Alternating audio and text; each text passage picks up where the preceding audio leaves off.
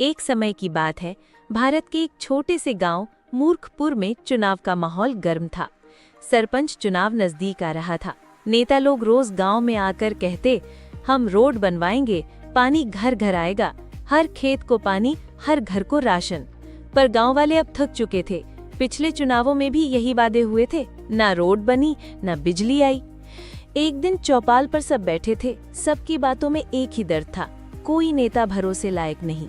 तभी गांव के सबसे बूढ़े और सबसे मजेदार चाचा लालू चाचा ने एक ऐतिहासिक लाइन बोल दी, इस बार तो गधे को चुनाव में खड़ा कर देते हैं, कम से कम वो झूठ तो नहीं बोलेगा। सब ठहाका मार के हंसने लगे, पर सबसे शरारती लड़का पिंटू बोला, क्यों नहीं, गधा खड़ा करेंगे और जिताएंगे भी। गांव के गधे का नाम था बबलू। बबलू गांव के सबसे शांत और सीधा गधा था।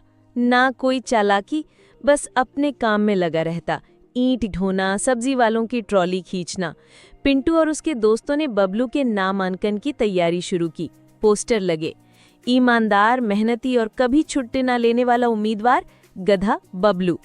बोल नहीं सकता, इसीलिए झूठ नहीं बोलेगा। लोग पहले मजे ले रहे थे, लेकिन धीरे धीरे सब सोचने लगे, हमें असली काम चाहिए या केवल भाषण। आखिर वो दिन आ गया। बबलू का चुनाव चिन्ह था लकड़ी की गाड़ी। चुनाव में दो और उम्मीदवार थे, नेता शर्मा जी, जो 5 साल पहले भी सरपंच थे, बबली देवी, जो पिछले 2 साल से स्कूल में मानद टीचर थी, पर स्कूल तो खुला ही नहीं था। पर सबसे चौंकाने वाली बात, गधे बबलू को पूरे 72% वोट मिले। गांव वाले चिल्लाए, अब बोलो, असली नेता आया है। शपथ ग्रहण समारोह। गधा बबलू गांव के चौपाल पर लाया गया। उसके गले में फूलों की माला, माथे पर चंदन और पीठ पर सरपंच लिखा हुआ लाल गमछा था। लालू चाचा ने माइक संभाला और कहा, अब से मूर्खपुर का सरपंच वो है जो बोलेगा नहीं पर बोलेगा सच, जो दौड़ेगा नहीं पर हमेशा आगे रहेगा, और सबसे जरूरी, जो कभी झूठ नहीं बोलेगा, हमारा बबलू गधा। काम की शुरुआत। अब चमत्कार होने लगे। बबलू सरपंच था, पर असल में काम गांव वालों ने शुरू किया। नौजवान खुद तालाब की सफाई करने लगे, बुजुर्ग रोज स्कूल की मरम्मत देखने लगे, महिलाएं सब्जी बगीचों का काम संभालने लगी, और बच्चे अब खुद स्कूल जाने लगे क्योंकि उन्हें मजा आ रहा था ये सब देखकर। सब कहते, जब नेता गधा है तो अब हमें खुद ही इंसान बनना पड़ेगा। गांव के बाहर बोर्ड लगा, यहाँ का सरपंच गधा है और फिर भी गांव सबसे समझदार बन गया है।